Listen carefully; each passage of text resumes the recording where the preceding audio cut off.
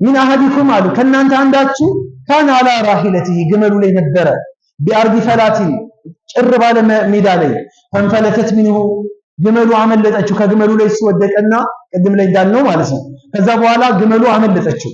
ወዐለይሃ ጣዕሙሁ ወሸራቡሁ ግመሉ ላይ የሚበላውና የሚጠጣው ቀለቡ እሷ ላይ ነው ተጭኗል።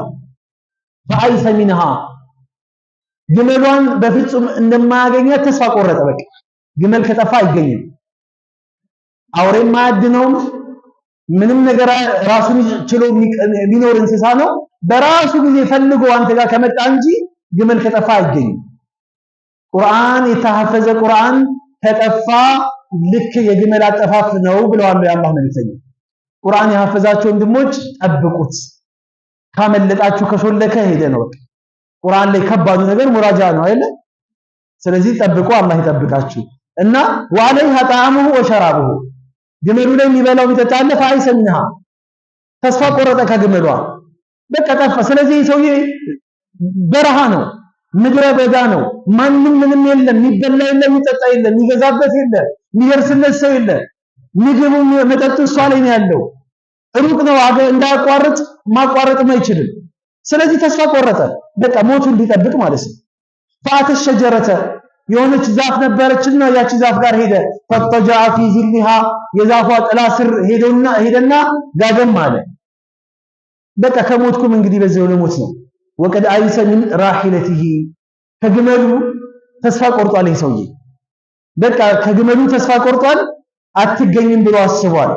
ፈበይነማ ሁወ ከዛሊክ ኢዝ ሁወ ቢሃ ቃኢመተን ዐንደሁ በዚህ ሁኔታ ላይ እያለ እሱ ተኝቶ ባለበት ሰዓት ላይ ልክ እሱ ሲነሳ ከእንቅልፉ ሲባልን ግመሏ ከነ ጭነቷ አጠገቡ መታ ቆማለች። የአላህ ስራ ምን ይሰማቸዋል?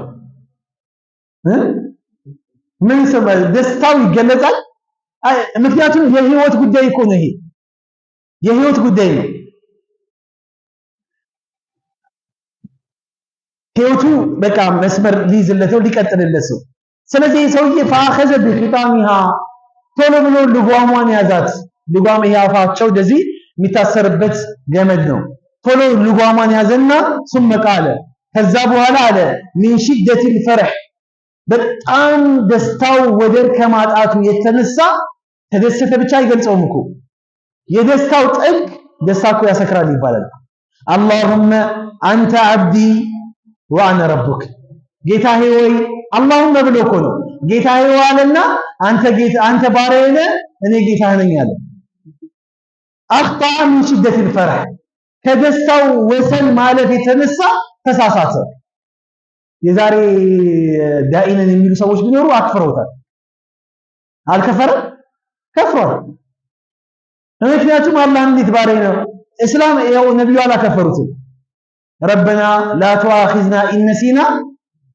ኢነሲና አው አኽጣና ተሳስተን ወይም ረስተን የሰራነውን ነገር አትያዝብን ብለናል። አላህ እሺ ብሎናል እኮ ተሳስተን የሰራነውን ነገር አላህ ይዘብን። መሳሳትን ግን አንተና አላህ ብቻ ነው የምታውቁት። አንተና አላህ ብቻ ነው የምታውቁት። ስለዚህ ይሄ ደስታ ሰውየው ምንድነው የተፈለገው? የሰውየውን ቂሳ ያመጣው ለምንድን ነው? ሰውየው ግመሉን አግኝቶ ደስታውን መቆጣጠር እስከሚያቅተው ድረስ የተደሰተው ደስታ ከዚህ የበለጠ አላህ ባሮቹ ወደሱ ሲመለሱ ይደሰታል ነው መልእክቱ። አጂብ አትሉም ታዲያ? ወደሱ ምን መለስ አላህ ያደርጋል።